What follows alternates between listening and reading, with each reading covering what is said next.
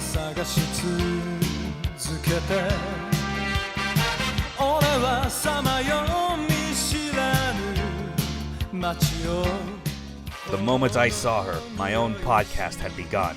It's Super Audio Robo Podcast Z. I'm Ark, that's Nev, and this is the show where we recommend you the finest mecha content for your cultural and artistic development. And boy, is this episode a long time coming. I'm surprised it took us this long to get to this specific show. That one dude that commented on a previous episode of When VOTOMS, yeah, this one's for you. This is for you, my dude. We were finally doing it. We're finally talking about VOTOMS. Yeah, especially when it's like this is... I hinted as much in the preview from the last episode. This is like my favorite real robot anime. Gundam fans are like a large group the world over that they have their favorite Gundam. They put it at the top for good reason. Mm-hmm. I take a different route. I'm sure there's other people out there who are like, nah, VOTOMS is the shit, actually. It's the number one. Oh, yeah. And they're right. Like what it provides is, it's fucking special. Yeah, and it's something that's surprisingly still relevant today in just how people still think about it. Yeah. Why don't you give us a synopsis? Why don't we just start off with that? Sure thing. We'll go ahead and do that. In the far future of humanity, the Astragius Galaxy has been the site of a 100-year-long war between the galactic nations of Gilgamesh and Balarant. A ceasefire has been called on the conflict following both factions' exhaustion, and the people prepare to enter a period of post-war peace. However, Kiriko Kyuvi, a Special Forces AT pilot, is transferred to a task force involved in the theft of government secrets that put a target on his head. Kiriko's personal war begins here, as he fights for survival against the secret society to find answers to what he saw on that mission and answers about himself. Yeah, so that's our thing. It's already a pretty different, like, style from Gundam, I'll say. One man's journey around the galaxy fucking everyone's shit up. In many, many different ways. Yeah. Alright, so yeah, with that kind of, like, story out of the way, like, the prehistory we're gonna get into next. Talk about who made this, and like especially the kind of the factors that led up to VOTOM's creation from like a production angle. So Armored Trooper VOTOMS is a real robot anime produced by Studio Sunrise, directed by Ryosuke Takahashi. Name may sound familiar to a certain Initial D character, but I assure you the two are not related. Completely different, yeah. You have no idea how many times I see that come up first in the research, in like the search results when I fucking like put the name in there. Oh god, I can believe you on that one. And as far as like Ryosuke's like works in anime, his seminal ones are pretty much all largely centered around like this subgenre of mecha. Mm-hmm. And VOTOMS is arguably like his most memorable. It's the one that has certainly gotten like the most like recognition and extra material even after the original TV anime itself. This was part of the real robot craze of the 80s, only a few short years after the original Gundam, but still in that period of time where Sunrise still was not revisiting Gundam with like a new entry or anything until 85 with Zeta. So it was in that 6-year period where the only thing that had been done since the original Mobile Suit Gundam was everything we described in that overview episode about how they got the franchise back on track and the cultural phenomenon. Yeah. But that didn't stop other studios from like wanting to like try their hand at real robot stuff now that they had seen that there was a way to make robot anime that was not just super robots. Mm-hmm. So like during this time period, prior to VOTOMS actually, in like 81, Takahashi had directed another real robot anime that could be seen as like, I guess, the spiritual predecessor in a sense, and that is Fang of the Sun Dogram. It was all part of like his vision to deliver a hard sci-fi type of robot series that went beyond what Gundam was like initially presenting, and you know, by extension, basically I think doing what Tomino had probably wanted with his own show from the beginning but could not because of sponsor requests. Mm-hmm. Because most notably, Dogram delved a lot into the logistics of operating a giant robot like during a war, like just kind of like the the resources necessary for it, costs, and whatnot. And in terms of design, did more to kind of excise a lot of familiar ideas from like anime robots at the time, like having a face. Like the most I think you could really say about Dogram about it, like having a face, is more or less just like a window from the cockpit. Yeah, in a way, they're a lot more like I guess I'd say like tanks or mechanical vehicles, way more so than other shows. In a lot of ways, in fact, you could say that Dogram was like a pretty important factor in like the inspiration for the popular like tabletop game and like franchise BattleTech. Yeah. For any Western mecha fans out there that are way deep into that series, I know I've know some people that are like huge BattleTech fanatics. Mm-hmm. But with that already established, VOTOMS was like the next project that Ryosuke Takahashi would direct and basically be like the follow-up to a lot of his ideas in Dogram and like kind of pushing them further with like a different setting and plot. Like probably the biggest differentiator between those two series, as well as, you know, other real robot anime for the most part before and after, is how it's much more focused on like a post-war setting technically. Yeah. Like there's a lot of fighting and whatnot, but the actual war itself that you would expect to be like the main source of like the conflict and like pushing the story forward is already over when the anime starts. We're not kidding when it's 100-year-long war. It only stopped because enough people had basically like died, you know, least of all enough people being born and dying during the war's development that people were eventually like, bro, we don't even remember why this started. And it's an interesting place to put a setting where it's like, no, this isn't, we're done with the war. This is after we're dealing with the consequences of all our actions now. Though it doesn't stop people from still blowing other people up with robots anyway. I mean, it's just that you get to see the robots utilized in, you know, other factors of life beyond just military operations. Yeah. I mean, there's still some military operations. There's an entire not Vietnam section of the show where it's dealing with a civil war. Oh, yeah. Yeah, that's hard sci-fi as this is, just like other anime, and what we like about it. Ryosuke Takahashi knows people that use subtlety, and they're all cowards. Pretty much. There's like no dressing it up. It's just Vietnam with robots. That's all it is. But even outside of that, you could still feel the energy of like it being a post-war setting and how it is clearly influenced by the fact that, you know, like post-war World War II rebuilding in Japan was like still like in like the country's like collective like memory at that point, you know. And additionally, a rather weird tidbit that I found as far as like influences on VOTOMS is like a film, a boomer ass movie that I've never heard of called Junior Bonner was apparently an inspiration of for the anime's post-war setting, as like it basically kind of factored into the idea of like as far as like how like the story of VOTOMS goes, where it is like a protagonist that is traveling from place to place.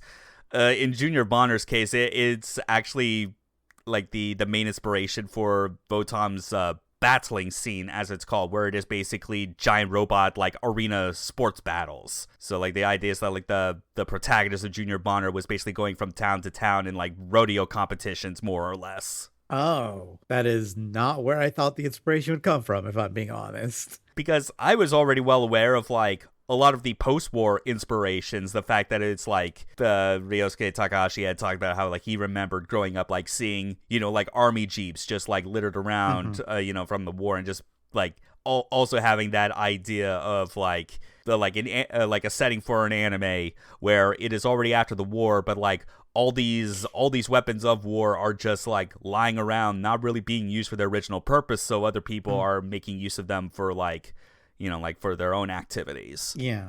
So, and a lot of this so far that we've talked about has just been from like the angle of like Ryosuke Takahashi's like involvement as director itself and a lot of the influences. Because this is a Sunrise production, this naturally means that like a lot of, you know, like talented individuals from the studio during this decade would also be working on it. Least of all, Kunio Okawara, the GOAT, the OG mecha designer, working on this anime, as well as Dogram before it. Like, like all the mecha designs, you look at these and you're like, yeah, the man who designed the Zaku in the gym, he worked on this. Yeah, that guy was like practically everywhere, but he's well known for a reason in our circles. Because look at those robots. Yeah. Those are some iconic robot designs. Oh yeah, but like we're still not there yet at the primary mecha section, but we Yeah. will be soon because we'll We get will to be go soon. in way more deep on the mechanisms. But I do like at least that I do think in VOTOM's case, like the mecha designs that Okawara made are also like some of his finest as well, next to Gundam, because like he definitely understood like the vibe of the setting and kind of what the purpose of like these mecha, these armored troopers or ATs as they're called, are kind of meant for, emphasizing that this is a universe where we have like mass-produced mecha on a galactic scale, about as plentiful as human lives and just as expendable. Yeah, pretty much. Like it puts all the Zakus that get thrown in the Gundam's path to shame, really. There's so many mechs that just get blown the fuck up in the show. Armored Trooper VOTOMS would eventually air on Japanese TV for a whopping 52 episodes. I mean, admittedly, some of those are just like clip shows kind of recapping what happened, so I guess it's more technically 48, 49 40. in terms of actual like relevant plot. Yeah. But whatever. It's a full year-long series. Went from April 1st, 1983 to March 23rd, 1984. Popular and well-regarded in its home country for obvious reasons. Yeah. I mean, it was, I'd say, along with Macross, definitely like the two heavy hitters that kind of further cemented like the real robot subgenre's hold on the entire decade and cementing that, yes, this is what anime audiences want to watch. But I'm pretty sure even with that without these, there might have been even less incentive for Sunrise to eventually be like, hey, you know, Tamino, how about we make a new Gundam? Yeah. Time seems right. Of course, not realizing what Tomino would have been preparing to unleash on everyone in the middle of the decade. Oh, if only they knew. But at least in VOTOM's case, like I'm not kidding when I say that this is like arguably like the most popular or like important of Ryosuke Takahashi's directed anime, because it would receive so many OVAs and like extra mini-series in the intervening decades, like with the last ones basically coming out in 2011. It's like a damn near 3 decades. Which is really impressive for a show that's not like Gundam or Macross to have something that's just kept releasing for that long. Even if it's like not around in OVA or show form anymore, it's still relevant to like, if you go to Japan, if you go to a hobby store, you will see VOTOMs like merch everywhere still. Like Gundam fans are the ones where it is like you'll see how like easily identifiable they are, and that it's like, yeah, it makes sense that you're into Gundam. I'm into Gundam too. We all are. Yeah. But it's like, you find a VOTOMs fan, you know they're a fucking real one. Yeah. Like both for like the quality of the show itself and its story, but like also just for the fact that you know that like they like that kind of level of thought and intricate detail in their mecha designs. Yeah, it's like, you know, if somebody watched it, they're also like, oh yeah, we dive deep into mecha. Especially like be way into just all of like the visual details and like mechanisms that have that make logical sense.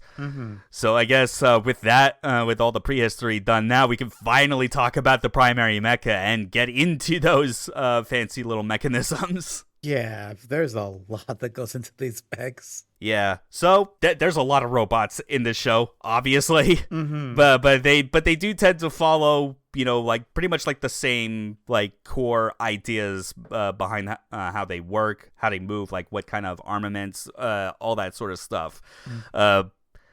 Pretty much the most identifiable robot in this entire series, the iconic armored trooper of the anime, is the ATM-09ST Scope Dog.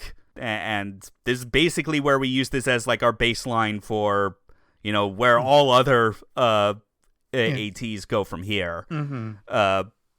Like it is a roughly 4 meter tall, pale green, like robot, dome shaped head with like a with a series of lenses that are like kind of like rotate around for like different vision modes or like magnifying levels. Is the sort of thing where from a distance, because of the mono eye setup and the green color, you're like, oh yeah, we're like this is one of those things that early on lets you know that yeah, this was like an Okawara like design, just because you're immediately getting Zaku vibes from this, and you realize, oh, this is a mecha anime if all there were Zakus. Yeah. No, it's all mass produced. There is no Gundam equivalent in this show. Even an AT unit that you see that has like something specially designed about it is still operating under the same rules as the Scope Dog, which means it is like very fragile no matter what. Yeah, which makes it very unique in terms of mecha shows around the era, because there is no, oh yeah, that's the main mecha. It's like, okay, this is the mecha frame. Is definitely a good way of putting it. And also, interestingly, like when it comes to mecha, obviously, like they tend to be quite large. We dig giant robots, after all. The average AT is roughly like a little under 4 meters, actually. I tend to think of it, and I'm pretty sure that Ryosuke Takahashi and Kunio Okawara also agree on this, that like roughly like close to 4 meters is like the acceptable minimum like height for it to be like a proper giant robot itself. Something where it's like, okay, you actually, you know, this is big enough that it warrants actually having a cockpit in there instead of just turning it into like power armor. Yeah. You know, it's a difference between something that could be that you ride in versus you wearing it. Oh, we forgot to mention it also skates. It's got cool Yes. That's its way of movement. Is rollerblade. I was about to get to that next, actually. Yes, it has they're like, this is the robot that popularized the idea of like your mecha skating across the ground, either because it has roller dashes built into its feet, or it is way more hardcore about it and just uses boosters to like just tear up the ground underneath it as it just skates around. I mean, like, because I mean, like, technically, I mean, I guess there was like the DOMs in Gundam, obviously, but that was a case of like they had like anti-grav technology, so they were just kind of like hovering around as they did, almost like kind of like slalom skiing type of like movements and formations.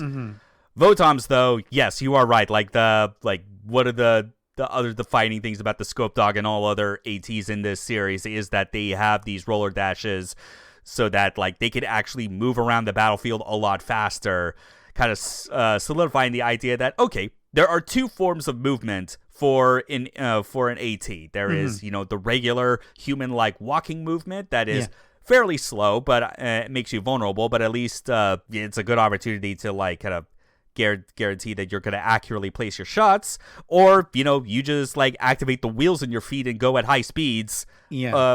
Sounds very familiar to anyone that has played a multitude of mecha games, I'm going to say. There's a very good reason when we get later into the episode. That seems to be like one of the most influential and defining parts of the robots, because like, people saw that shit and they're like, yo, that shit is cool. Let's just keep doing that. And they're right. It's also a pretty clever way to kind of save on the, I guess, animation to an extent, where it's like you don't need to keep animating a bajillion different walk cycles. Yeah, just have them skate around, or just and it'll still look good. And I guess the other major thing, like I guess that is like we're talking about is the armaments, because much like we're describing this still with the Scope Dog, but a lot of these principles again still apply to like pretty much the rest of the ATs in the series, and the few after this that we're going to like give like a brief mention to. But when it comes to weapons and equipment, ATs, the Scope Dog especially, are designed to be extremely like customizable. Not so much in like you're not swapping out like entire limbs or whatever, but it's more like you have the frame, you know, like you described it as such, and then it's just, what kind of shit can we slap on top of its hard points? Because you can have like a handheld weapon. There's a slot for like, you know, back-mounted like backpack type modules, which are typically referred to as mission packs, that can have a variety of things, including like spots for like their own like shoulder-mounted or even side-mounted weapons. with the scope dog and a lot of its other derivatives, like the one weapon that could be seen as like built into the frame no matter what is in its left arm, in which it has a fucking piston punch.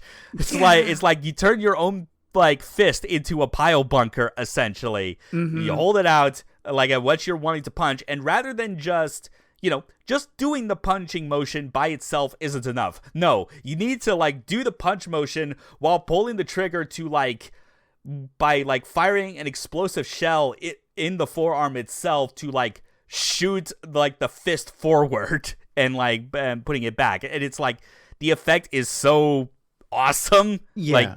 Because again, it's like a pile bunker. You see like a cartridge being ejected every time that the piston punch is fired. Does a lot of damage to anything that it makes contact with.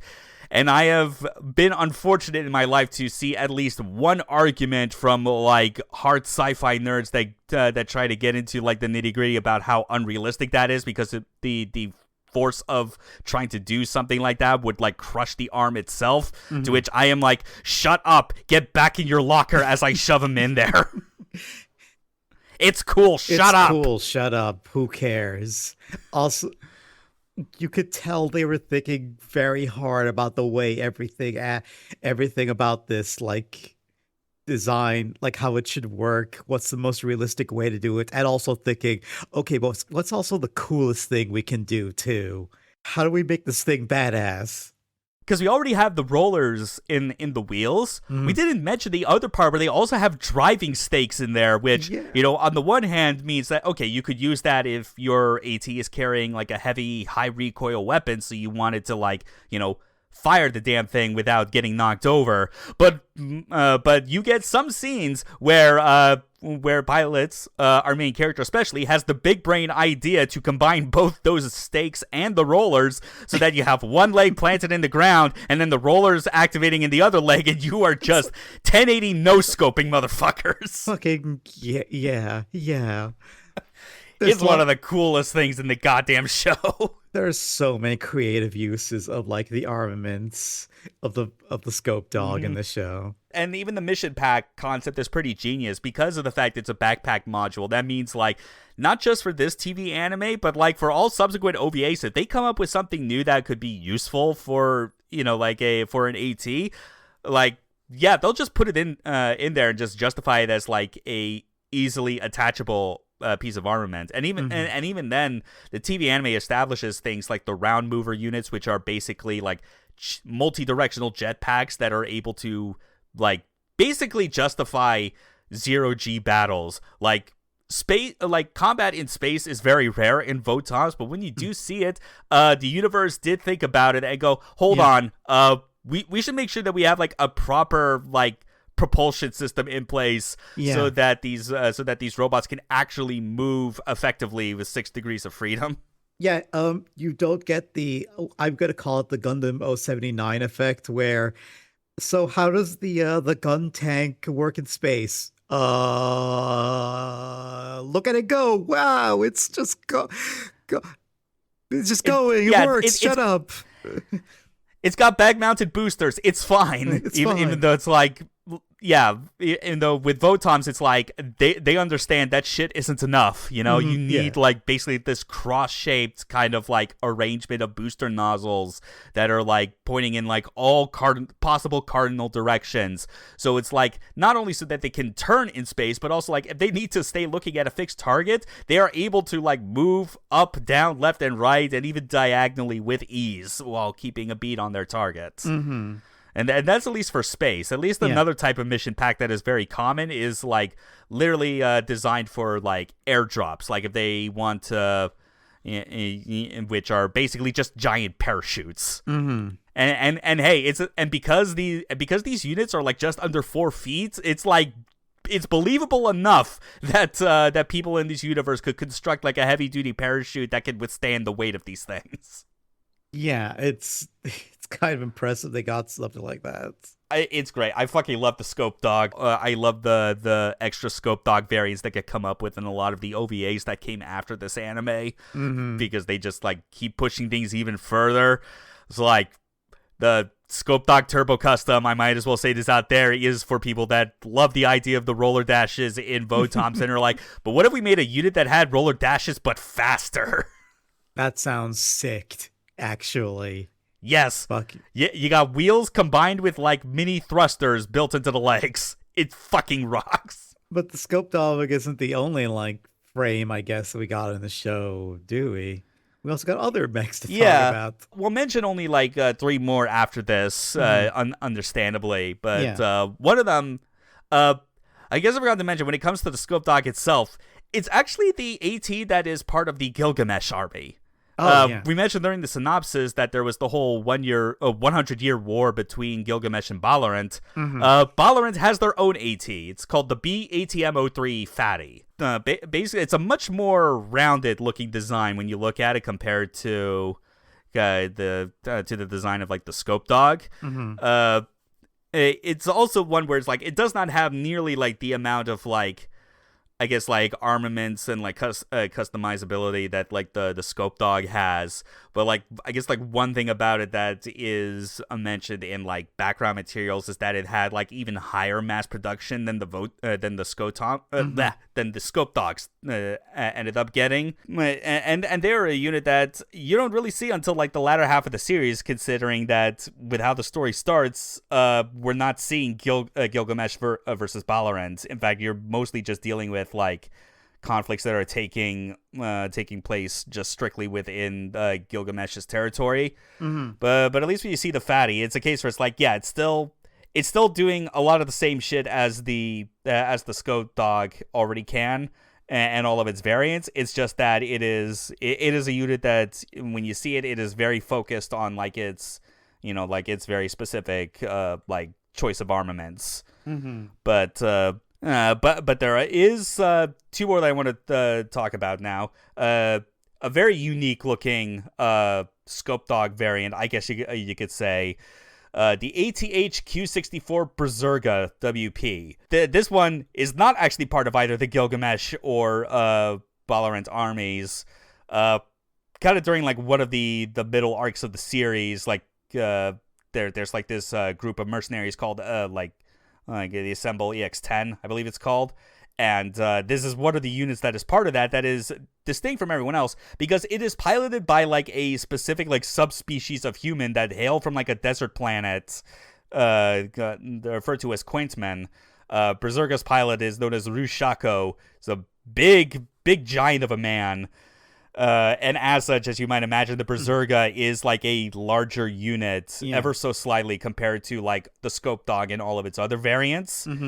Has a purple color scheme. Like this is the closest I feel you get to having, like an AT in this universe where it's like, okay, this isn't like a mass-produced like variant of like some other model or anything like that. This is clearly custom made. And the fact it manages to survive as long as it does throughout the entire show is still impressive. But I guess that just kind of goes to show its pilot is like really good at being able to survive all things. But with the purple color scheme, like the other identifying factor about it, it's got a big shoulder shield on the left, and it doubles as a pile bunker.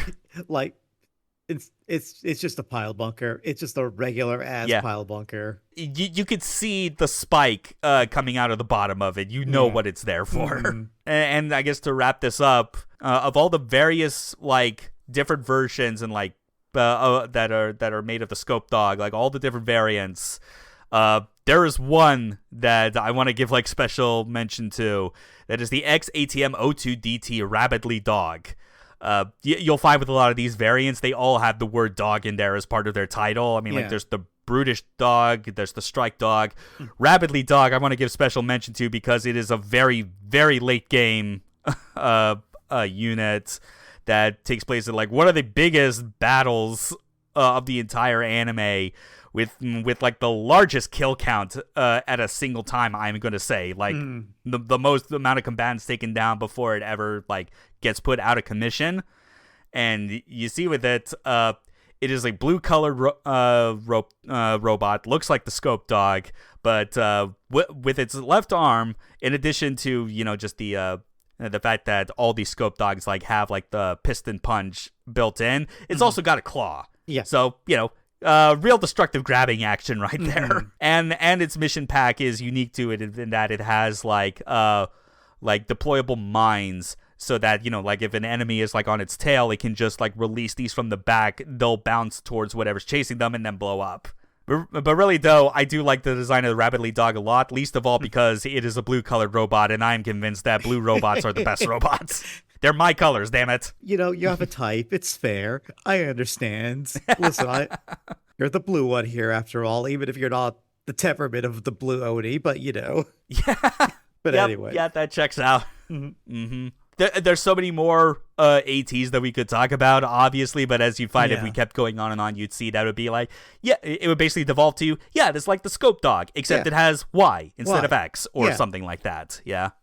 I mean, there's a lot more other, like, interesting ATs out there as well, but again, like, most of those are focused around like what shows up in the OVA, for instance, and we're not talking about those extra materials. Obviously, this is strictly about what is present in the TV anime. Yeah, and that goes for our primary characters as well. Yeah. So we have our protagonist, Kiriko Kyuvi, the most hardened motherfucker in the pantheon of like anime robot protagonists. Really. Kiriko has more in common with an 80s action hero than he does with like people like Amuro or whatever.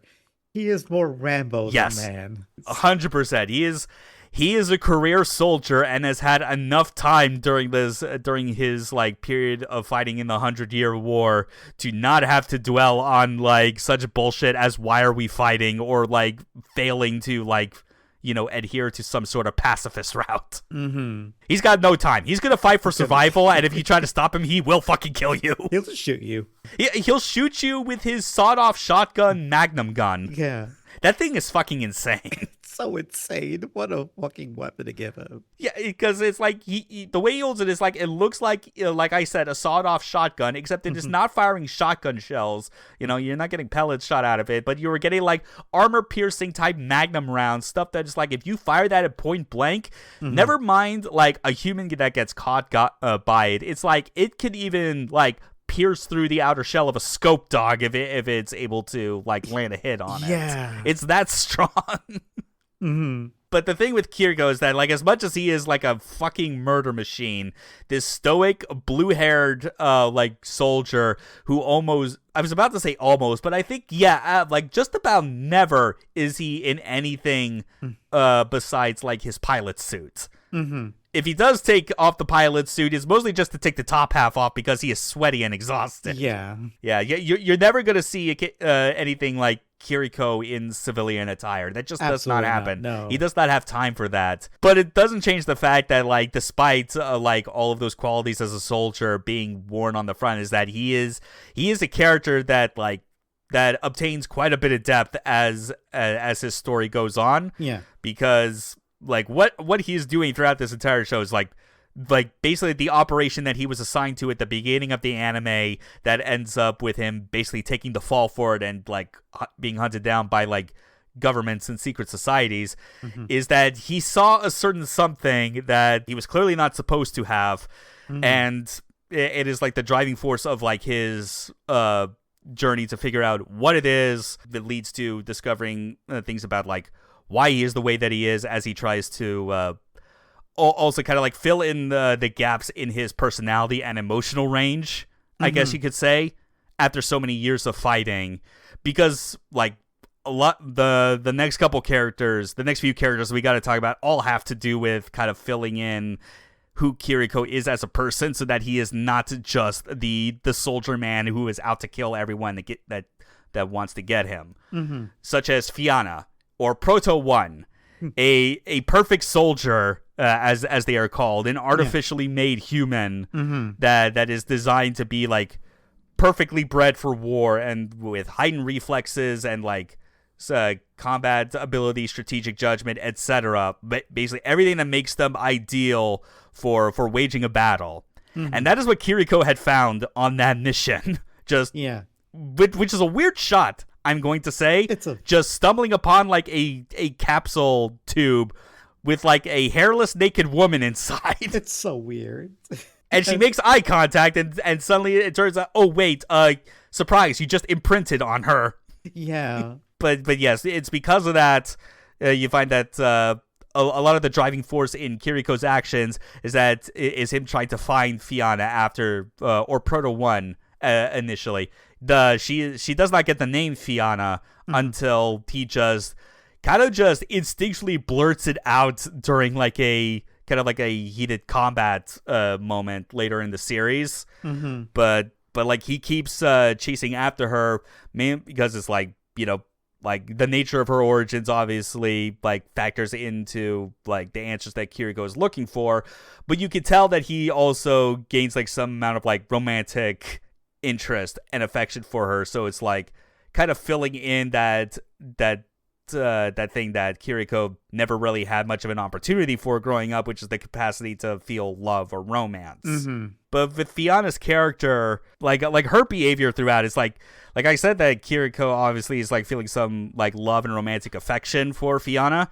Fiona ends up feeling, I'd say, like the same towards Kiriko, except significantly more, to the point where she is like extremely worried, somewhat understandably at the beginning, considering that she is designed to be able to handle these type of battles with like much better resilience and efficiency, whereas, you know, from her perspective and everyone else starting out, Kiriko's just a human. Yeah. He's just a regular guy who is somehow surviving all of this shit. Yeah. And is like, as things get more and more intense during this entire story, she is actively like trying to plead and beg him not to go out and like do these things anymore. Yeah. But he can't really stop. Can't stop. Like, you watch far enough into the show, you understand that, yeah, there's no stopping after all of the shit that he has caused. No, there is no stopping. Once he starts, he can't get out of it, no matter how much he tries. Really, the only way forward is, you know, just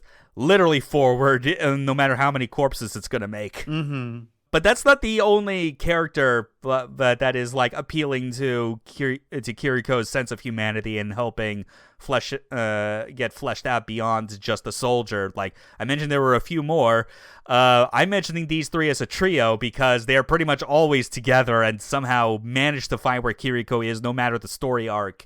That is Goto, Vanilla, and Kokona.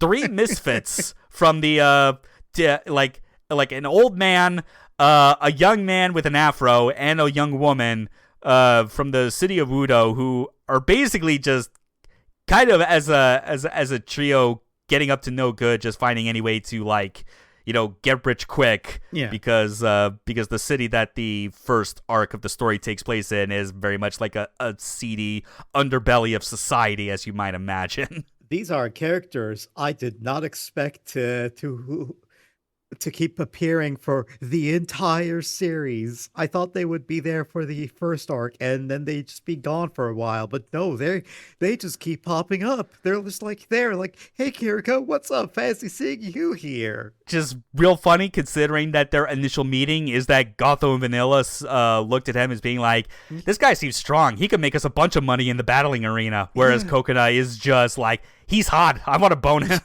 Yeah. But they clearly become like genuine friends with him after a while, least of all because they, you know, like because of them actually helping Kiriko out in the moment when like he is basically on the ropes, getting captured by the authorities and whatnot. And they stick around, like basically as a way of showing that like Kiriko, much like he is capable of having the capacity to love and is growing into that over time, he also has the capacity to like actually find friendship in others, and like specifically friendship with people that aren't just career soldiers as well. Yeah, just regular people. Because the OVAs definitely show that he is also capable of like being good acquaintances with other people, like during his time as a soldier as well. But these three, like, kind of comic relief like in a lot of ways, to the point where it's like, yeah, you like if you're watching this for the first time, you might be taken aback initially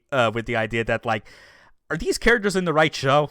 Yeah. Should they be here? And it's like, no, they actually do belong, just like everybody else. Yeah. They're here for a reason. That they're an important tether for Kiriko so that he does not like go off the deep end in this like constant quest for like survival and revenge. Yeah. But obviously, there are other characters that have an interest in Kiriko that are not allies in the slightest.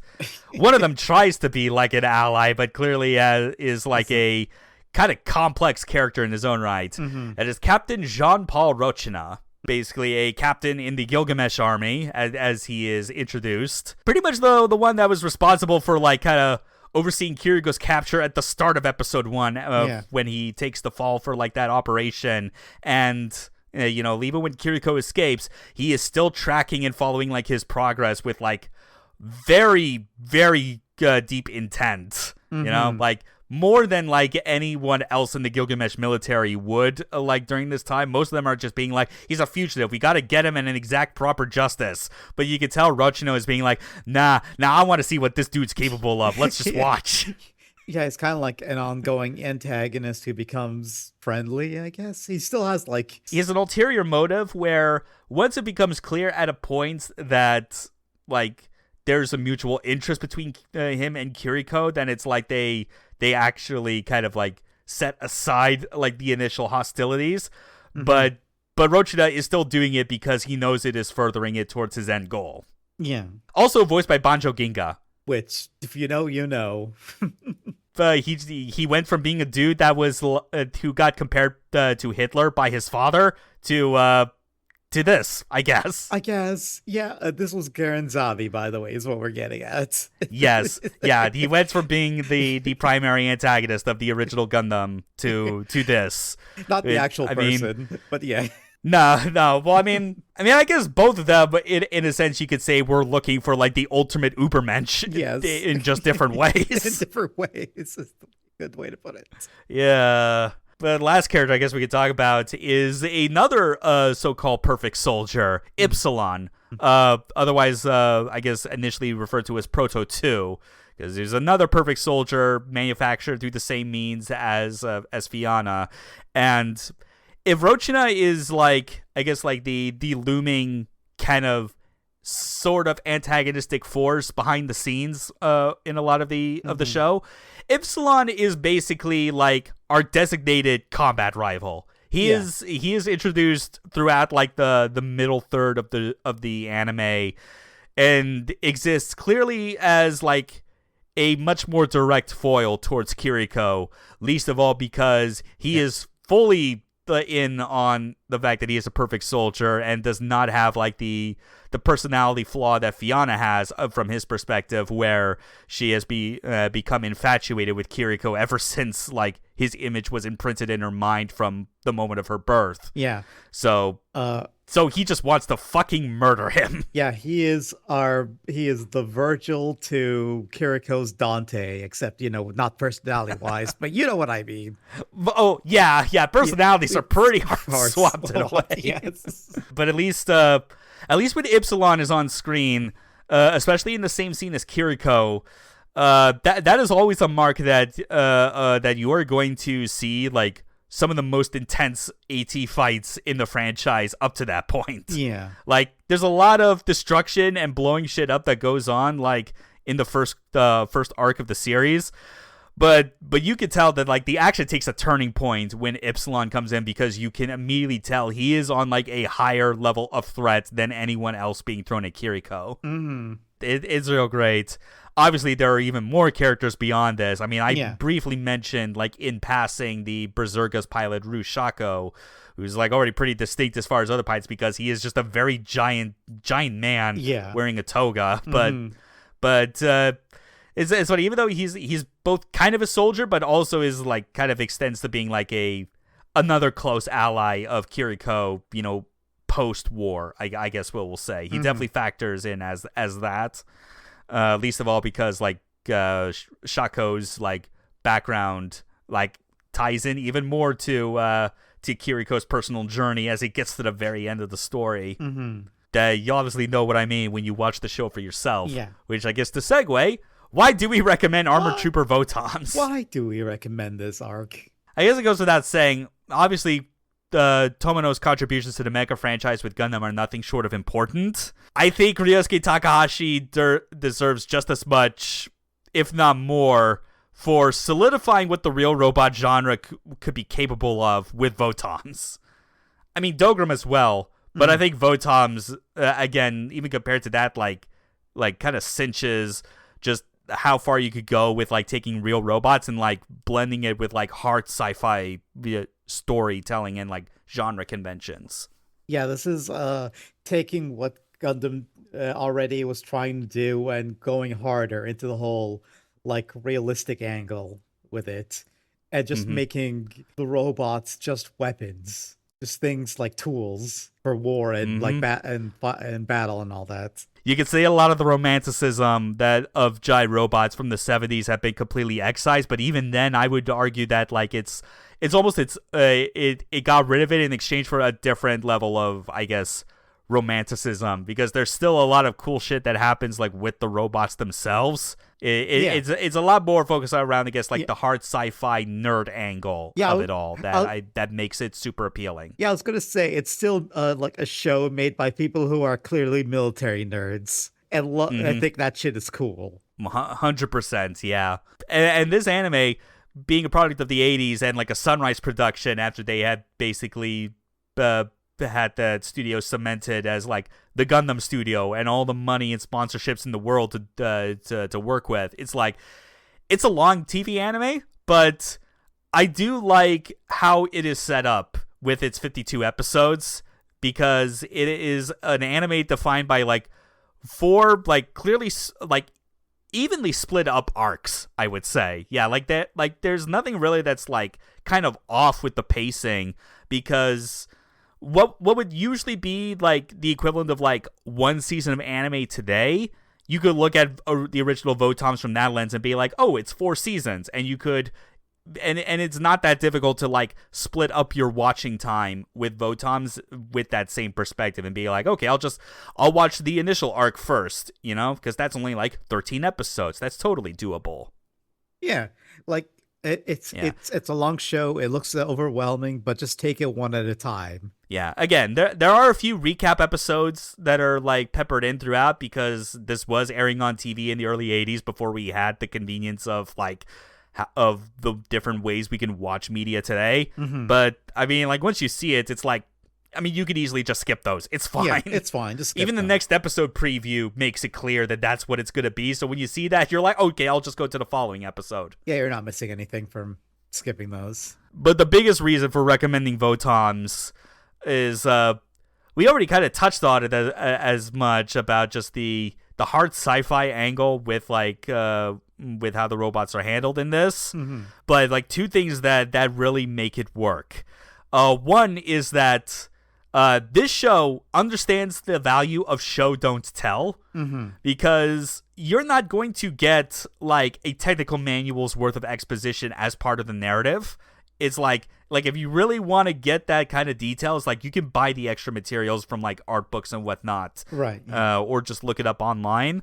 The show is it prefers much more to be all like, okay, this scope dog is going to do this trick, and like you're going to see like the different hand motions like in the cockpit itself to give you the vaguest idea of like, oh, that is how that's being activated. Or it's like, oh, you seen the an AT skate around the ground for the first time? Okay, we're gonna show the wheels being deployed so that you know that that's how it does that. Yeah.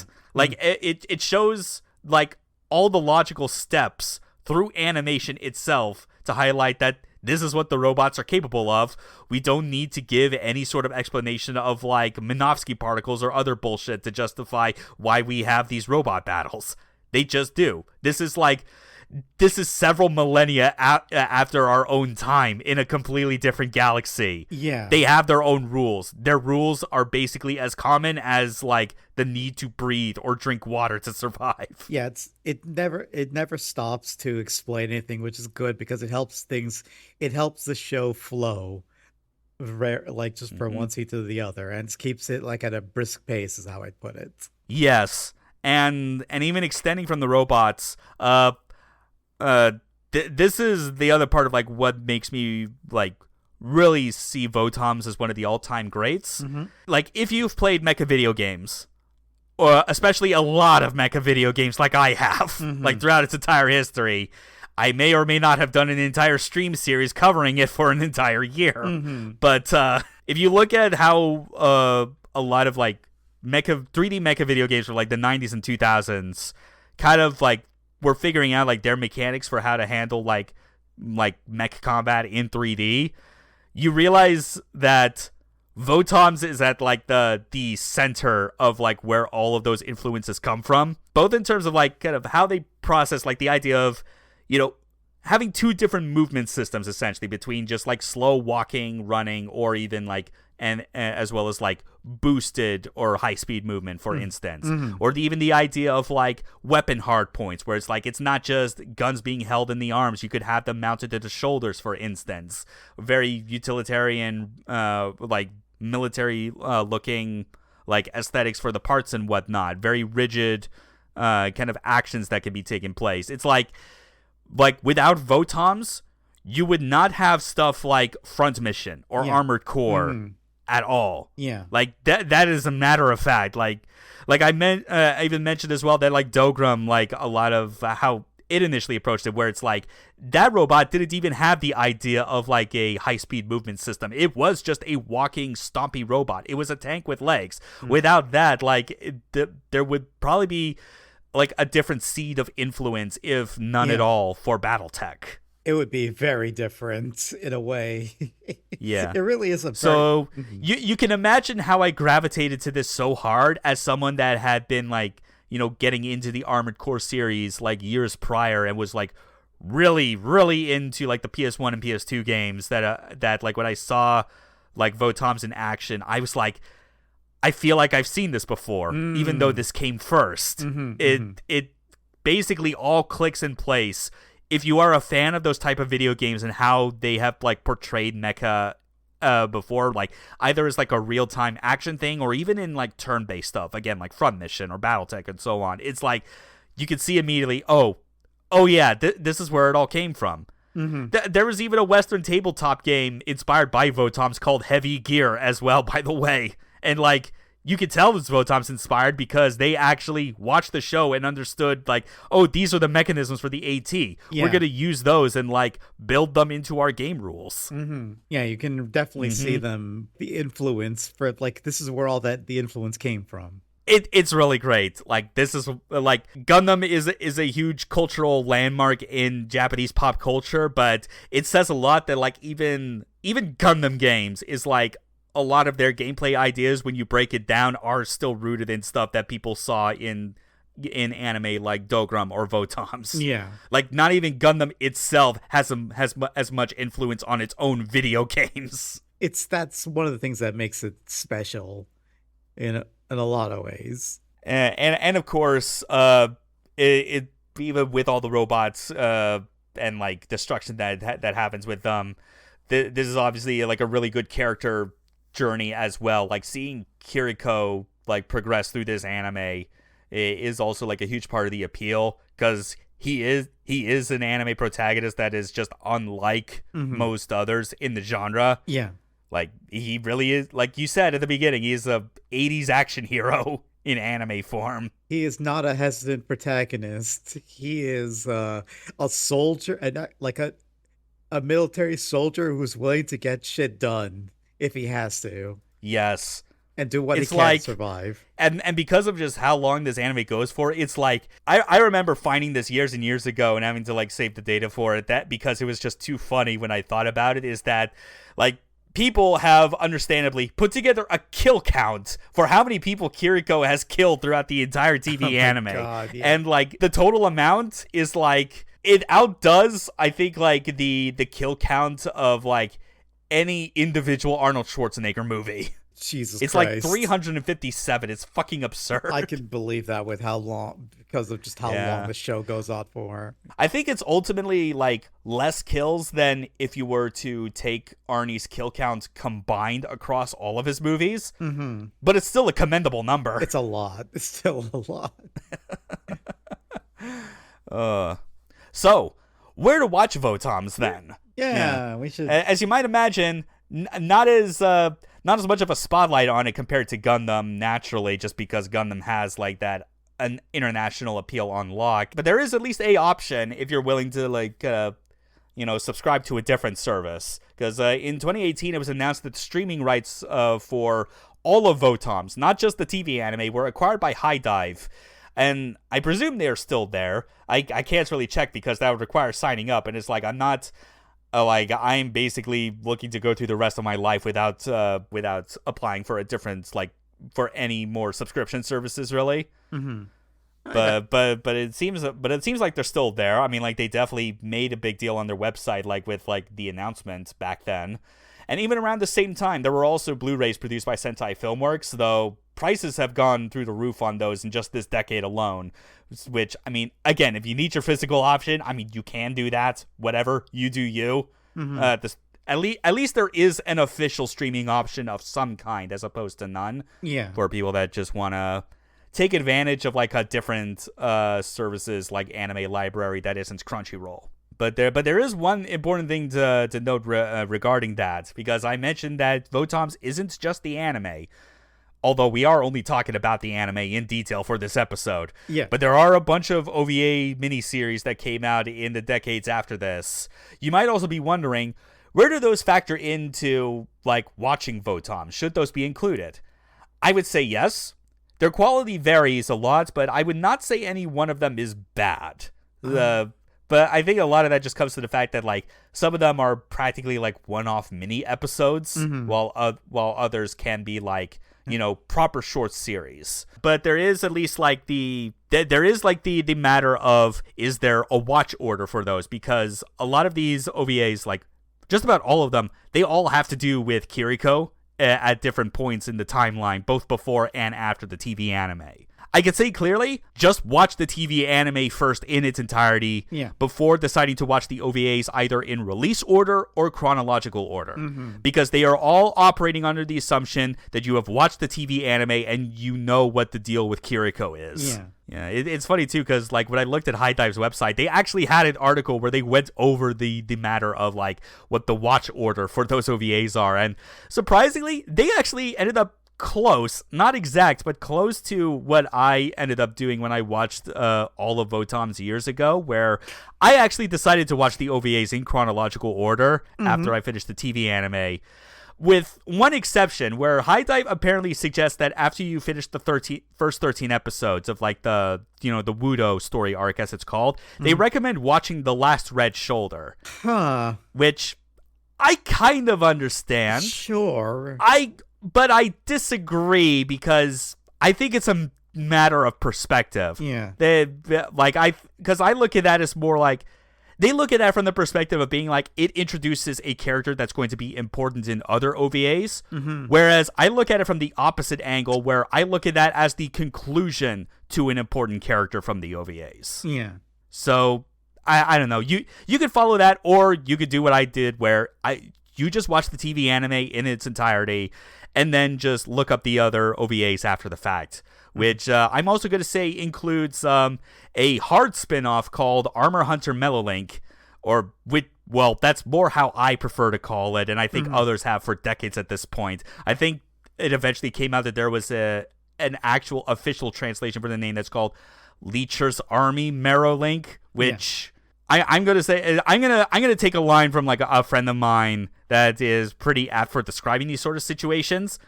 Just because it's correct, it doesn't mean it's right. just go with the name you think feels good. I tend to stick with the title Armor Hunter Melolink because the Armor Hunter part makes sense with what the show is about, where it's about a character who is not an AT pilot. He hunts ATs. Like, that makes sense. Yeah. And also, Melolink just rolls better off the tongue, honestly. But those are good. Like, definitely watch those. Like, the whole VOTOMS saga, at least that has to do with Kiriko, plus Armor Hunter Melolink. All of that is good shit. Watch it. It'll keep you busy for months, but it's worth it the whole way.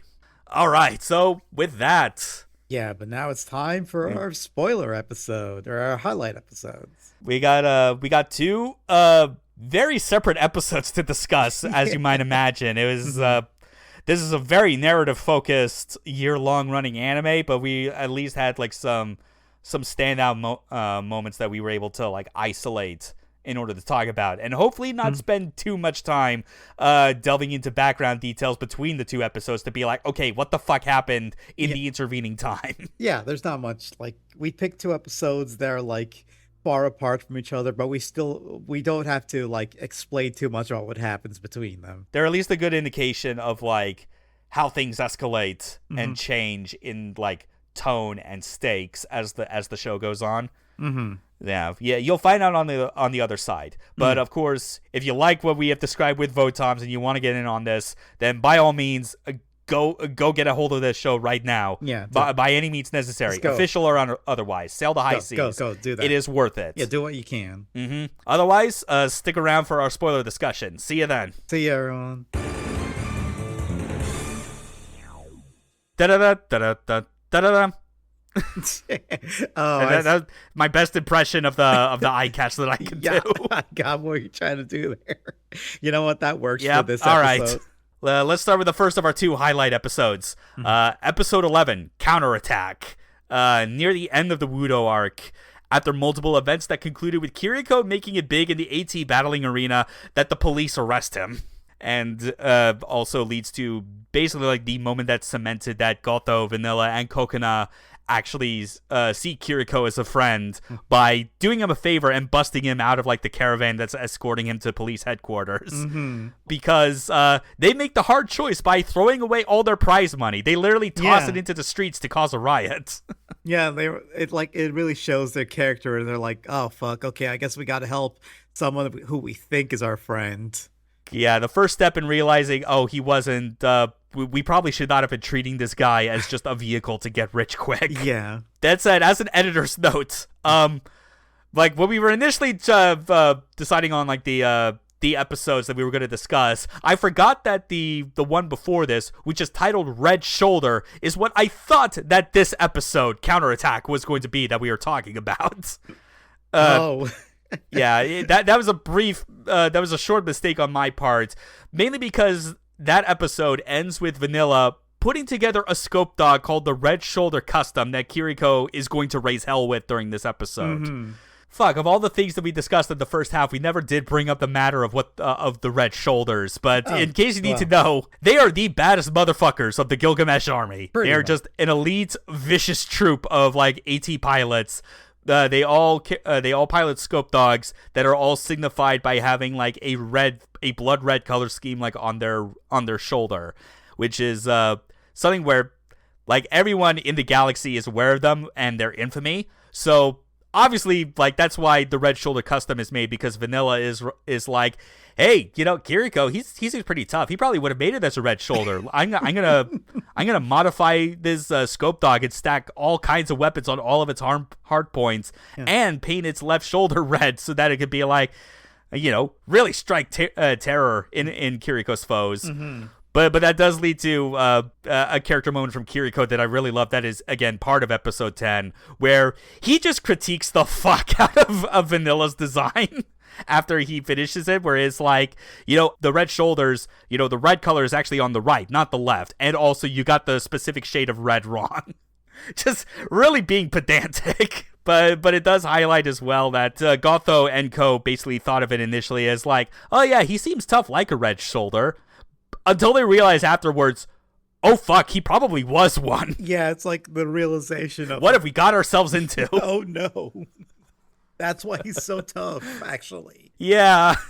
Although his toughness also comes from another factor that, well, that's much later. But as Kiriko is getting ready for his big counterattack, we do also see Fiona, well, at this point, still Proto 1, in her robe and turban, because like she is being like, you know, supervised and, you know, like taught all she needs to as a perfect soldier by members of the secret society with like very religious garb surrounding her. I mean, she's praying in front of like an altar of candles and stained glass. Like it, like the religious angle of like the secret society doesn't really like become that prominent in the TV anime, which is weird to me in hindsight, because like there are OVAs that take place canonically after this where the concept of organized religion in the Astragalus galaxy gets like pushed to the forefront way harder. Oh, huh. It's real interesting, honestly. I mean, like, it factors into the fact that one of the miniseries is called The Shining Heresy. Makes you think that there is like something religious at the center of it. But at least it's like during like this meditation that's like that like our current antagonists, Boro and Isqui, the Boro's the member of the secret society that's overseeing Proto One's development. Isqui is the chief of police in Wudo. And they're starting to see the first signs of disobedience in her when she is actively refusing the order to go out and kill Kiriko. Like, they're clearly realizing something is wrong with her now. And that they got to investigate, like, what is possibly happening in her programming. Is she defective? Yeah. But as that happens, the Red Shoulder Custom, the RSC, as I'm going to call it from here on, is ready. And we get to see that the start of this plan, Kiriko is willing to take some huge risks as he just jumps in front of an armored vehicle to like shoot out its headlights, and then gets out of the way before they can like return fire on him instead. Is like in an AT or not, Kiriko is always a hair's breadth away from like mortal damage. That's like, holy shit, dude. That's a really gutsy move. Just shooting a mech like that. Or like a tank. Yeah, but yeah, so all the armored vehicles kind of like have him surrounded. You know, it's funny, even though I brought up how like Kiriko just dunks on Vanilla getting like very minute details wrong about the Red Shoulders like version of the Scope Dogs, it still kind of gets the point across initially when like the RSC shows up, and it actually for a brief moment kind of freaks out the police and be like, holy shit, a red shoulder. Yeah. And then proceed to start firing at it as it very bizarrely just moves in a straight line, firing its gun back at the armored vehicles occasionally before eventually getting blown up. Didn't seem that tough. Yeah. Guess the plan didn't work. Oh wait, except that wasn't the one Kiriko was in. He had like the real RSC like in the background waiting to get the jump on them.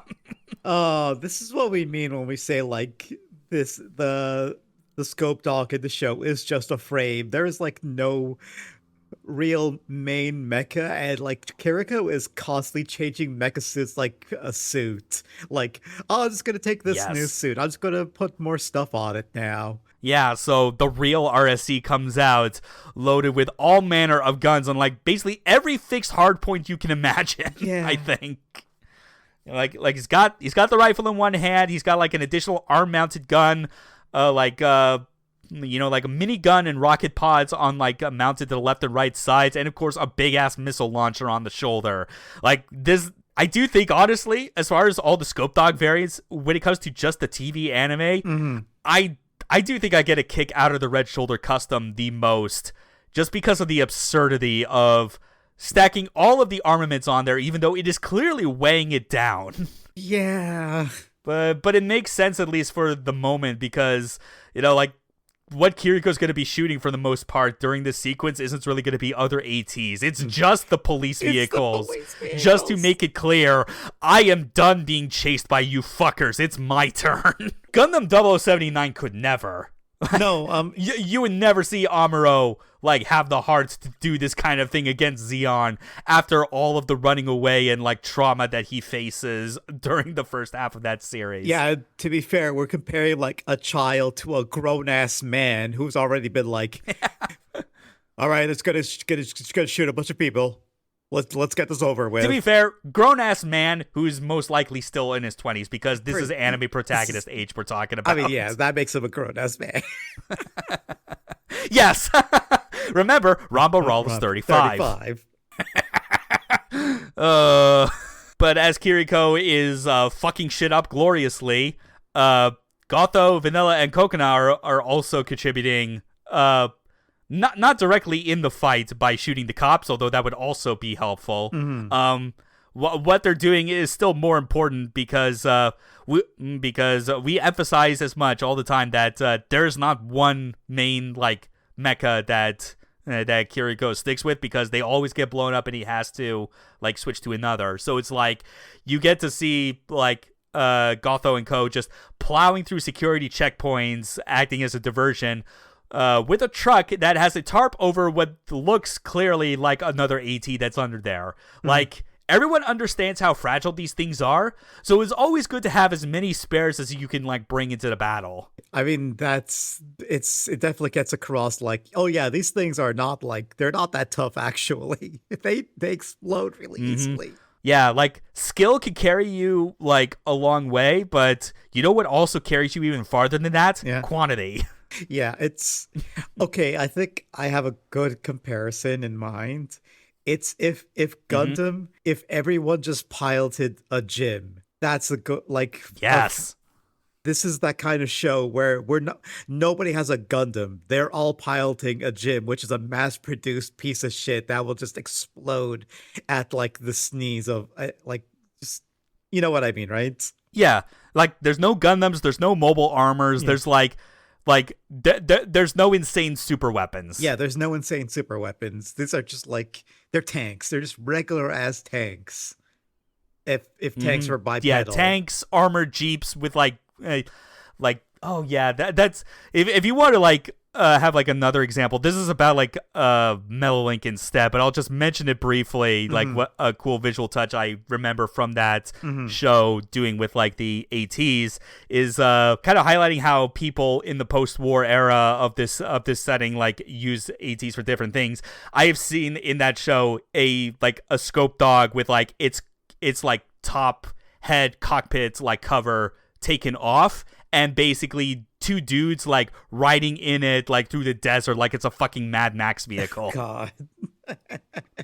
Oh, that's funny. So it's like, yes, you are right. Like, these robots are vehicles. They are your tanks, like armored jeeps, APCs, whatever role you want them to be. Yeah. As long as it is like used in battle and gets the job done. Yeah. So with all the carnage happening, Isui and Boro are now informed that they have at least 1 hour to figure out why Proto 1 is behaving the way she is until Kiriko storms the HQ and fucking murders them. Yeah.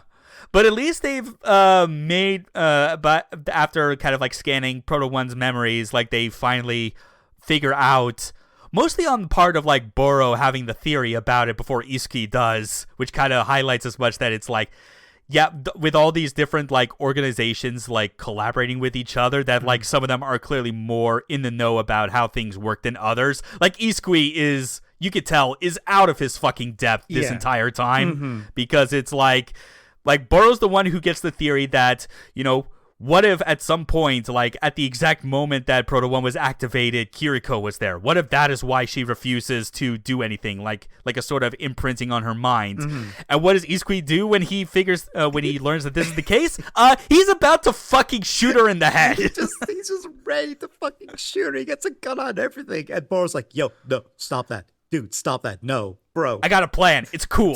It's cool. We can still salvage this. Yeah. I mean, whatever. I could totally get why Boro is like more calm about this. Least of all because the police is not his faction. Yeah. He probably doesn't mind that all of these pigs are getting killed right now. Probably not. Yeah. Yeah. So because of that discovery, they have to come up with a new plan. All the while, Kiriko continues his approach and is like, all of his ammo and weapons are getting used up as it goes on. Like, you get to see, like either a weapon getting blown up or he drops a weapon when he realizes there's no more ammo. It's just dead weight. And, like, at this point, this is definitely one of the longest times that you get to see, like, Kiriko, like, make progress in an AT before having to ditch it. Yeah. Which is impressive, all things considered. But, I mean, that it still gets trumped by, you know, some of the later fights where manages to somehow go even longer. Yeah. But Boro and Isui get their new plan ready when Proto 1 wakes up and they give her new orders. She doesn't have to kill Kiriko. She just has to disable his AT. Yeah. And they promise they won't kill him. So here's this new brutish dog to do the job. A fucking pink scope dog with a minigun hand. Have fun. I love how such an obvious fucking lie it is. Oh yeah, it's so obvious. Eventually, Kiriko does make it inside the perimeter of HQ, but it's at that point that the RSC is basically no longer really usable. even after slaying so many armored vehicles and helicopters. Mm-hmm. Like, this is just where the, like, when I mentioned like the combined of when I mentioned the total kill count that Kiriko gets throughout like the entire TV anime, Wudo is the one section where he individually gets the most kills.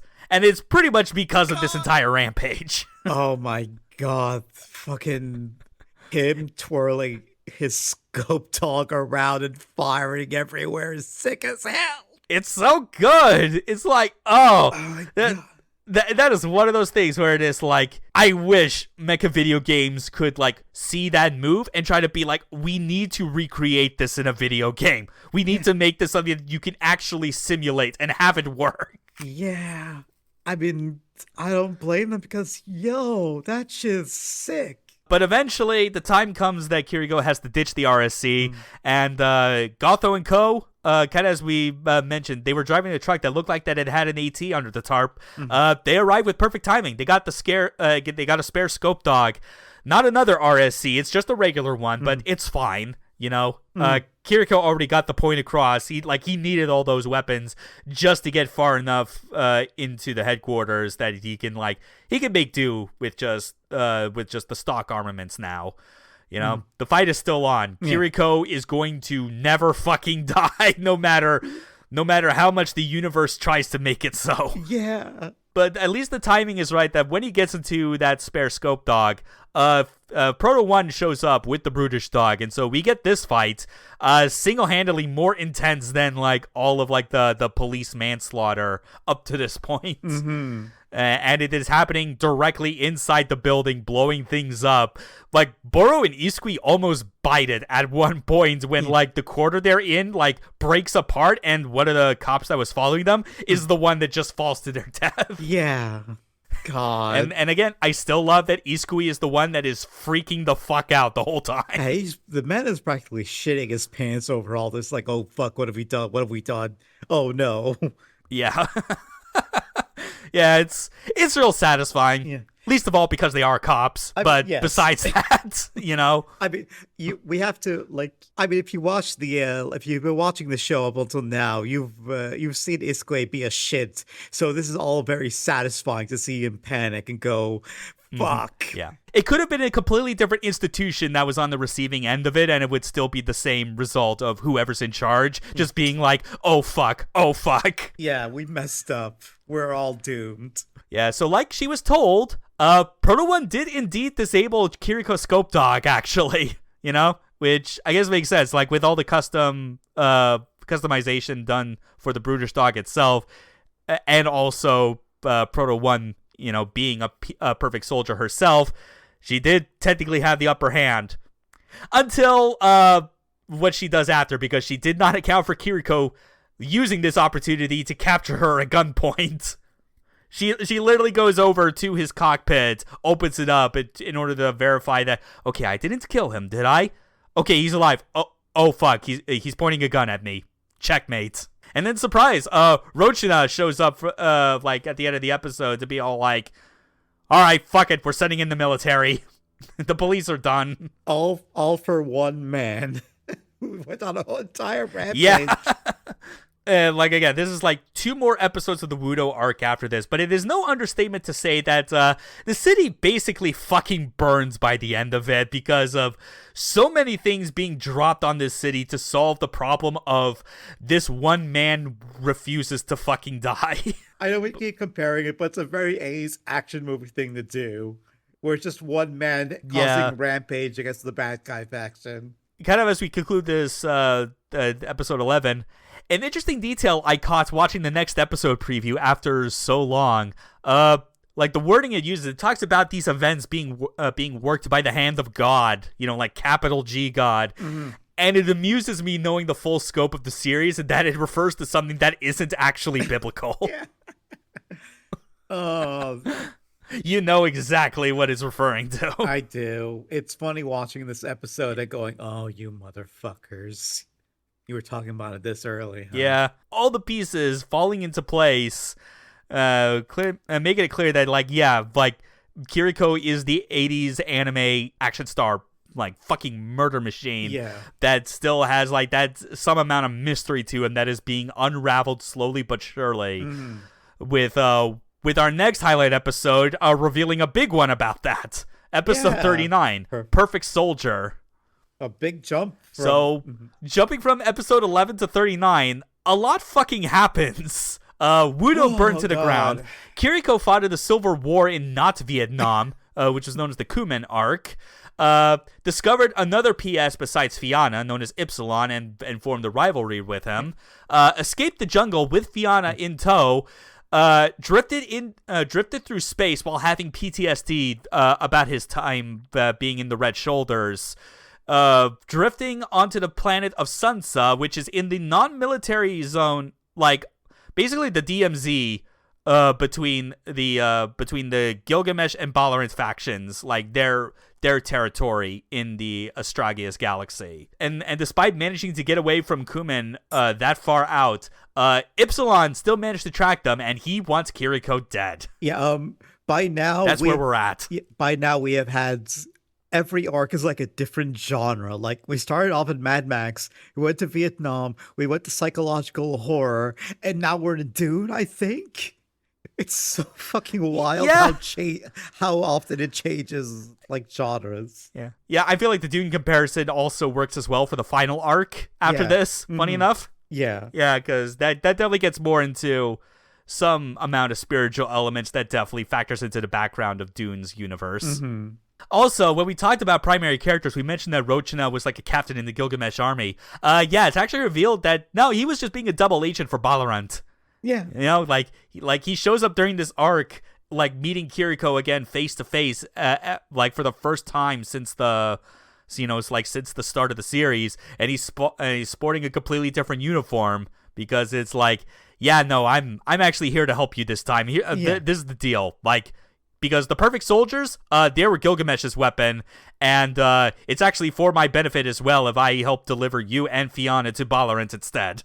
So for now, you're in my custody. Yeah. Protective custody. But, still custody all the same. Least of all, because it's like, I mean, the other option is to be let go and have to deal with Ypsilon and the Smug twins trying to basically kill Kiriko and get every last bit of combat data they can to show just how good of a perfect soldier Ypsilon is.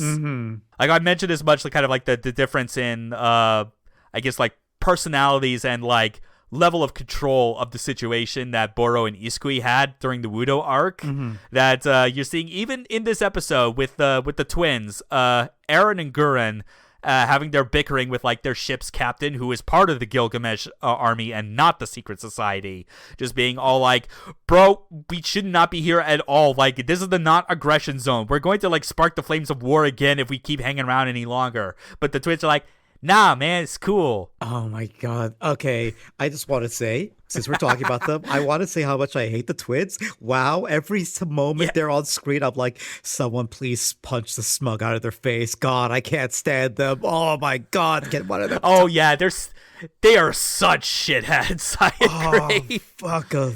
Makes their death satisfying. It does. when the cats outsmug their way out of dying. Yeah.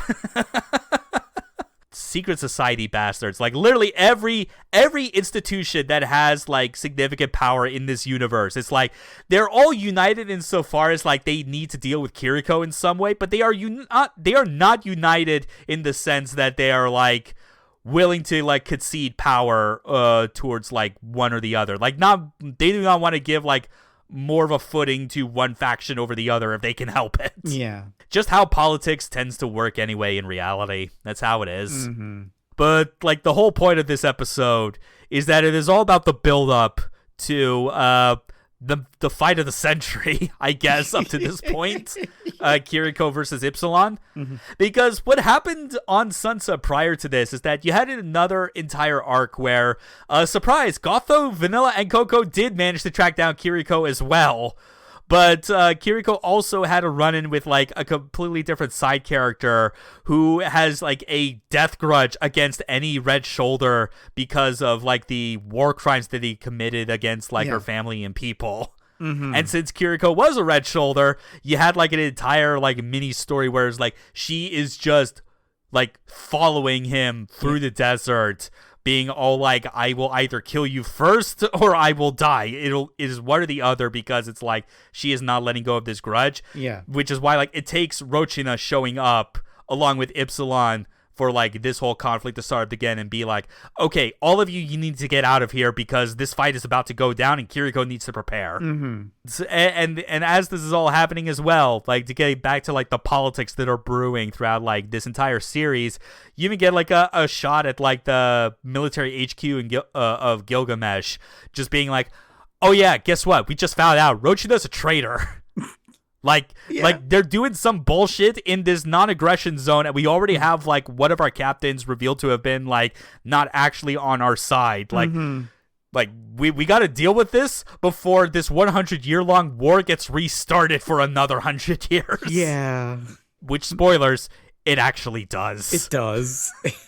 But that's like an epilogue thing. Yeah. It's an interesting thing with like how this whole fight is building up to, because you're seeing more and more at this point kind of what I described with like Fianna's personality, where she is like she is becoming more and more concerned about Kiriko's well-being and not wanting her to like, well, not wanting him to go through with this fight, whereas Rochina is like clearly pushing it on, where it's like, nah, man, we want to see this. We want to see this fight, man. It's what we're here for. Like, there's an entire conversation between the two of them that show that, like, their motives are, like, completely opposite from each other. Rochina wants to fight, Fianna doesn't, but the reasoning for it is, like, kind of rooted in the exact same kind of assumption or belief about who Kiriko is. Yeah.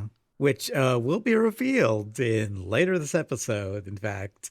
So like kind of like after that, after all this build up, both parties proceed to decide where the duel is going to take place. So we got Kiriko versus Ypsilon, Scope Dog 2 versus Strike Dog, fighting in a crater to the death. This is a tense build up, even when they get to this point, because it's Kiriko in the Scope Dog 2, which is.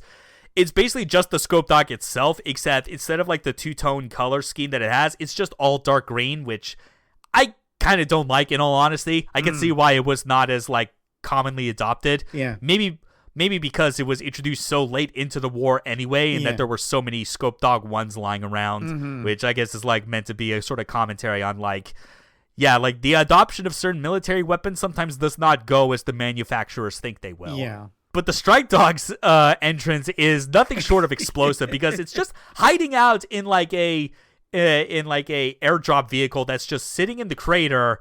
I think even the twins make mention of the fact that it's like he could just come out at any time now. It's fine. But no, he just wants to make sure that he gets the drop on Kiriko at the absolute last moment, blowing up the transport he is in. Yeah. And this Strike Dog is another blue Scope Dog variant, by the way. In fact, you could say it's like a kind of a predecessor to the Rapidly Dog that I talked about. It doesn't have like the mind-dropping mission pack, but it still has a lot of the same armaments, right down to like the claw hand, and is extremely fast and vicious.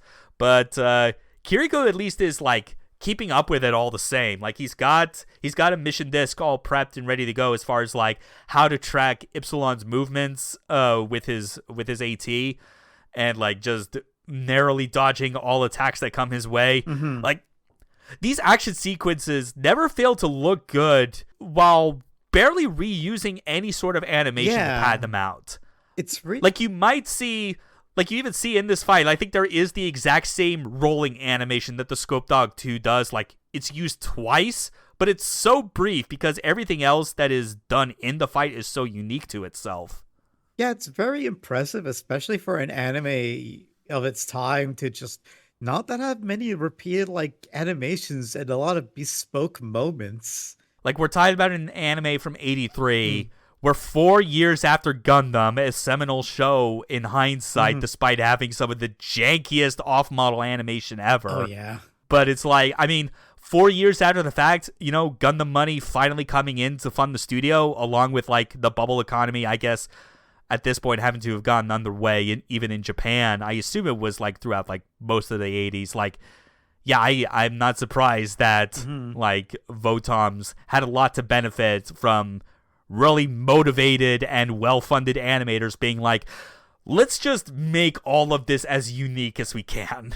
Yeah. Any off-model stuff in VOTOMS, the TV anime that you see, is so rare and like spread out that you almost forget that it even has it. Yeah. You barely see it in the show, I feel. And like just this whole fight right up to the very end is like such good proof of that. Like so fast and explosive. Like you can feel like again, like if you've already seen the show before like we have and just want to like compare and contrast the specific episodes we're talking about, I mean, like, yeah, just compare Kiriko versus Proto 1, you know, the Scope Dog versus Brutish Dog fight, kind of how that goes, and then immediately compare this to Scope Dog 2 versus Strike Dog and just see immediately how much more intense it already is. Yeah. Like I think that's a good motivating reason for why we chose these particular episodes, like these particular events to talk about, and what is otherwise like a very, very long-running narrative that almost like is impossible to isolate moments to begin with. Yeah. The fight is nearing its conclusion, and it's at this moment that like Rochina and Fiona obviously have like their front row seats watching it, and Rochina basically just lets the cat out of the bag and says, "You see, this is why I wanted them to fight. Kiriko is a perfect soldier. Look at him." Yeah, and I think this is the first time someone just outright said it. Like, yeah, he's just a perfect soldier. I do it. I fucking do it. Yeah, least of all because it's like Fiona had her suspicions that it's like his ability to survive combat encounters and his prowess during fights is like close to, if not at the same level as an actual like properly manufactured perfect soldier. To the point where like she has to like bring up initially that it's like, no, like he can't be. He wasn't manufactured like us. It does not need like this external energy source to survive. But Rochina is like, I guess the way I look at it nowadays, especially with like how much more Gundam I have watched in the time since I first saw VOTOMS, is that this feels a lot more like getting into the difference between like, I guess describing like a new type in the way that everyone else tends to always think of it, as far as like a barometer for how good you are as like a pilot versus and like the specific conditions required versus I guess like the ideal, because I guess this is definitely getting way more into the idea that it's like no, actually scratch that. I guess the difference between cyber new types and for real new types. I guess you can look at the perfect soldiers as absolutely the cyber new types because of both sharing the same artificial development kind of origin. This is still VOTOMS definitely throwing its hat into the ring as far as the idea of like new types as like as far as like less about like the ideal to work towards that Tomino was trying to, you know, basically put forward with the original Gundam, and more just it's the thing that lets you pilot robots good. Yeah, it's a good way to put it, I feel. Especially because like when this episode ends, Ypsilon does get done in. Kiriko does deal the final blow, but it is at that moment, like seconds after you see Ypsilon literally get riddled with bullets, like piercing through the cockpit, showing once again, no matter the unit, all ATs are fragile as fuck against another AT. Like you are basically going into battle with your coffin ready to go. But it is just moments after that Fiona just jumps out of like the booth to like go to Kiriko and try to like plead with him to like just stop, tell him that it's true, he is a perfect soldier. That like even when Kiriko tries to disprove it initially, because it was like no, I literally wrote this program, this mission disk to basically help me track his movements and like fight better against Ypsilon. It was the program that did it, not me. Only to eject the disk and realize it burnt the fuck out inside the drive, like literally smoking. And that by the time that like he dealt the killing blow and like basically bested Ypsilon, the disc was no longer working. That was just his skill, and he is now very confused at this point about who he is as a person, because even Ypsilon, in his final breath, basically gives his acknowledgement to Kiriko, not even in a begrudging way, of being like, you really are a perfect soldier. Blah. And then just dies. Yeah, and it really makes like his end, it comes out more pitiful and sad than you think it would be. Because on top of the fact that like he gets like Kiriko gets that kind of respectful acknowledgement from Ypsilon, like in his final moments. But you can clearly tell afterwards that like it puts a fucking strain on the relationship between Fiona and Kiriko. Yeah. Like you could kind of see that like this is the end result that she was worried about and had a feeling was probably going to be the case if Kiriko went through with it. Yeah. She just as much probably didn't want to believe that Kiriko was a perfect soldier, even though like the specifics of his origin do not line up at all with the actual two perfect soldiers we've seen in this series. Yeah. Which is why Rochina is basically like, all right, you want to get your actual answers to who you are? Go to Planet Quaint. Go to where the final arc of this story is. Meanwhile, I'm going to take care of Fiona so that she does not fall back into the hands of the Gilgamesh army or secret society. Yeah, and it's where we get like our final big revelations on what Kiriko is actually, and how one man managed to survive for so long like this against all the odds. Which is why I kind of think of it as like Takahashi's way of like providing his own answer to or like his own version of like the whole new type idea, in the sense that it's like the original intent that Tomino had for like what new types are supposed to be from an ideal standpoint no longer matters to anyone that works on Gundam. Pretty much. It is literally just the excuse for you know how to pilot a mobile suit really good. Yeah. But at least shows here that in Kiriko's case, we're basically just going to get into like spoiling the very end since of VOTOMS and what it's about, because like what Kiriko is, he does have the qualifications of a perfect soldier, but it goes beyond that. Yeah. And it ties back to like the greater goals of what the secret society is kind of aiming for and all these other institutions of power. And that is because Kiriko is what is known as an overman, a one-of-a-kind person, not like that is created by God. Yeah. And when I say God, I don't mean the actual Yahweh or whatever the fuck in Judeo-Christianity lore. We're talking about like an artificial being, like a sentient and like intelligence that secretly rules over the entire galaxy called Wise Man. Yeah, like everything about Kiriko is that like he does not have like the same like requirements for like surviving that a perfect soldier does, or even like the same needs of artificial manufacturing. He's just a regular human with specific genetic modifications made at birth that made him, basically gave him the mother of all survivor instincts. Pretty much. That's his actual skill. Yeah. It's just to be the ultimate survivor in a way.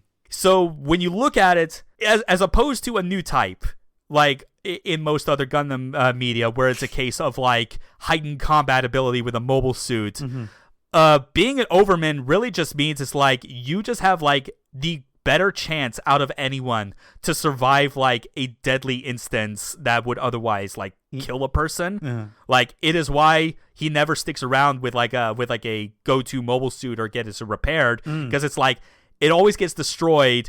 Everyone around him fucking dies, but he manages to like always somehow make the right choice in the heat of battle to come out on top and like at best survive with like minimal damage, or at worst like escapes with like pretty severe wounds that can actually still cripple him to an extent. And it's part of the reason why the OVAs, it is not a good idea to watch the specific ones that happen before the TV anime first, because they delve into some crazy shit as far as like the kind of scenarios that Kiriko is actually able to survive when they would otherwise kill a normal man. Oh, right. Like we're talking about taking a bullet to the chest, and like in any other man, it would have actually hit his heart, like the very edge of it, and like killed him. But instead, his heart has a survival instinct that is just able to like avoid the bullet by like just the slightest amount of millimeters. But the shock of getting shot at that like close of a range was enough to like basically put him in a coma and like cause the heart to basically like freak out and stop for a moment before starting again. Oh God! Again, it's like this is the sort of thing where I like it, but I could also understand how it might stretch credulity. It might like stretch the limits of credulity for some people. I do think at least that there's at least one miniseries, the Pales and Files, where I think it actually goes a bit too far in some cases. Like the part of I mentioned about the point blank shot to the heart, except not really. Yeah. That's actually like what I think is like the perfectly acceptable limits of what Kiriko's body is able to do to survive like fatal damage. Pales and Files just veers on the levels of like, what if we just put Kiriko in a situation that would be right at home in like the 40K universe? Oh god, okay, that might be a little too much at that point. But even then, Pales and Files is still kind of important, so again, you still kind of have to watch it, and it's not bad. Again, none of the OVAs are really bad about it, but it all kind of comes together in the sense that it's like, I think at the end of the day, Kiriko having like an abnormal survivor instinct as a result of like his genetic like creation is honestly like a better way of kind of like going about him being a good mecha pilot than I think most other mecha anime would try and like tackle the same subject. Even better than most Gundams, especially alternate universe Gundams, because I could definitely say that like coordinators or innovators definitely do not really deal with really do not know how to like deal with like this particular topic well without just like going straight into the, yes, I'm just genetically superior to you in every way. Isn't that awesome? Yeah, it's fucking Kira Yamato does a worse job, I think, of what Kiriko ultimately does, in which he is like, I don't care if I'm genetically modified to be better than anyone else. Fuck you, I'm killing God. Yeah, we are not in the same ballpark, you and I. Which Kiriko's a much better character. And like one thing I really like about the twist near the end actually is how it just contextualizes the entire series, where it's like, oh, so it's not just because he's a main character. There's a reason why he survived all the bullshit he went through. Oh shit. He was a man literally created by God to be the most important person in the universe. Yeah. And you basically have the story of like man killing God in defiance of like their predetermined destiny. Yeah, even though basically he still ended up being the most important person in the universe for this entire anime. Pretty much. He even leans into the discovery of his origin at the end as a way to like bait you, the audience, into thinking, oh, he's gone full heel in this instance, and that he is like, he's going to like make his way to Wise Man's Chamber in order to like supplant himself as the new ruler of the universe, even though it makes him an enemy of everyone, both Gilgamesh and Balarant. That is where the moment I was hinting at during our primary mecha section about the Rapidly Dog, that's where it comes from. That's where it comes into play, where he gets like 37 kills or some shit before he has to ditch the fucking thing. Yeah. Like it's the longest like kill streak he manages to get with a single AT in not just the TV series, I'm pretty sure the entire like continuity of VOTOMS. Like that, and that is all when he is like playing the role of like, oh, I'm actually going to be evil now. I am now going to be the ruler of the universe. Right. I am now God. Even though it's like, man, you're really committing to the bit so hard that you are pushing Fiona to the breaking point. Oh, absolutely. Poor girl. And all this just to kill God, make amends, and then a year later, once the war between both nations starts up again, they decide to go into cryogenic stasis and float through space in order to await a time when they can hopefully be woken up in either a timeline where the war is over, or maybe more likely drift into another fucking galaxy where this shit isn't happening. Yeah. God, it's... But too bad, as the Shining Heresy proves, that does not happen. They get woken up. Shit goes bad again. God, and I'm thinking again about the ending to Shining Heresy, and I am like, oh, Kiriko did not deserve to get waken up for this again. I'll take your word for it, because I have not watched it myself. It's a gut punch at the end. It's like, I still say it's like the best. It's still the best OVA, I think, for the series, as far as like another chapter in Kiriko's entire journey. But it's the sort of thing where I'm like, Kiriko, you had every right to kill those motherfuckers after you saw what happened at the end. But he instead just chooses to just move on in mourning, basically. Oh, yeah. It's rough. Kiriko's life is suffering, being the only overman in the universe, despite killing God. Also, I want to, we haven't had our Super Robot Wars quota, but I just want to say, I know you have your own feelings about Code Geass aside, but I love how they integrated Kiriko with the cast, especially with Callan, in such fun ways where it's like, oh no, Callan's like, no, I get you, actually. We're best friends now. Okay. I think I got to see where like the commonalities are like lining up on that. Yeah, and even like there was like that one section where like Kiriko briefly like turns against the party, and Callan's the one who breaks him out of it, or like talks some sense into him. It's funny, you mentioning Super Robot Wars also reminds me of how, like, when the series was first introduced in Z2, that when you looked up Kiriko's, like, skills, there was one that was, like, conveniently all blanked out with question marks, which was, like, a fun way of, like, kind of obscuring for people that might have been playing that game without knowledge of VOTOMS beforehand, just being like, oh, there's something up with this guy, while people like us, if we knew, were like, oh, that's him being an overman. That's proof of him being of his survivor instinct right there. I remember seeing that and being like, that is a genius way of like contextualizing like story and lore concepts like within your game mechanics. That is great. Yeah, it's really a really fun way to like add things from the show into the game like that. I really appreciate details like that. VOTOMS is great. I fucking love it. Yeah.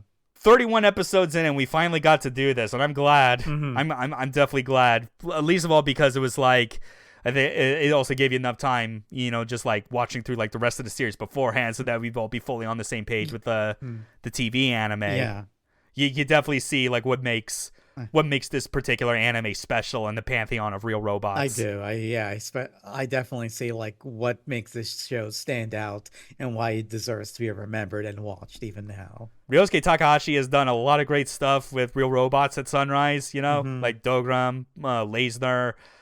He did Gasaraki during the 90s, which barely anyone I feel knows about, but I definitely got a kick out of it. But VOTOMS, it's still at the top out of everything he's done, I feel. This was great. It was Thanks good. for being on, Neff, of course, as always. And thank you for having me. Thanks, everyone, for tuning in and listening. Yeah. So, come back next week when we talk about a classic robot with a new spin on it. Emphasize on new. It's literally in the title of the show. We'll see you all for that later. Goodbye, everyone. いつもあなたが目に浮かぶ一人の時も会いたい